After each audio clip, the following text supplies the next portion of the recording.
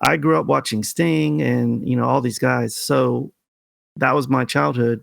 Well, once we started doing shows, one of my things I wanted was to get the original WCW championship belt and get all 7 wrestlers, because only 7 wrestlers won that belt.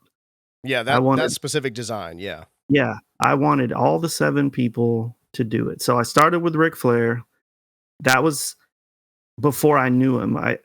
He came to our shows a few times, but I got mine signed. I went to a wrestling convention to get my belt signed. So he's who started it. And while I was there, I also got Lex Luger to sign it. And I was supposed to get Vader, but he died the week that I went to the show. Ooh. So yeah, I missed out on him. He was actually supposed to be at that show with Luger and Ric Flair. And I didn't find out till I went, because I went down just for the day. It was in New Orleans. It was when the big wrestling event happened in New Orleans, and they always do that wrestling convention at the same time. So yeah, I missed out on him. The one with the thing, the one. Yeah. Yeah. So I only needed Ron Simmons and Sting. And there was one, who was the other one?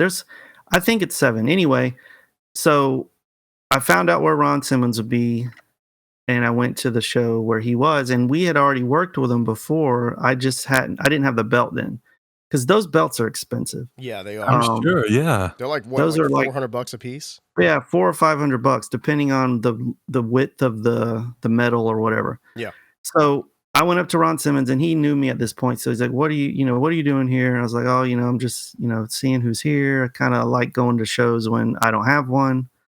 And he's like, you want me to sign that belt? I said, I absolutely want you to sign this belt.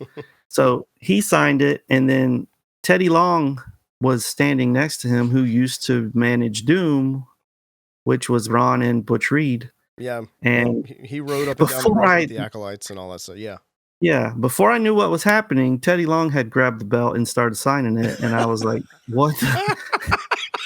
Which, at that point, I couldn't do anything about it. But like my entire goal was, I only wanted the people who won the belt, and there was never a gimmick. Surprisingly, there was never a gimmick where Teddy Long won the belt. So to this day, in my head, I just go, well, Teddy was the manager of Ron, so I guess it's okay. It's canon now. Yeah. But luckily, he signed it on the back side of the belt, so you only know it if I tell the story. And yeah, the best thing about it is it's an interesting story now, but it's one of those things where you can't really get mad about it, because he was just being nice. He was being nice, and he saw that Ron knew me, so he was trying to be nice about it. But it's just like, hey, let me take a bite of that sandwich for you, Hey, look, I see you're having a hard time finishing that sandwich. Let me help you out with that.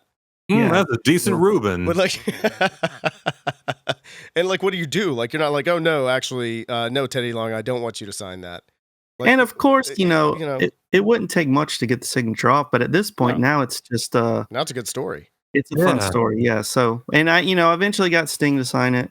So I have everyone, all of the title holders of the belt. So Teddy Long replaced Vader, I guess. Yeah, everyone minus Vader plus Teddy Long. So there you go. Yeah, so it evens out, I guess.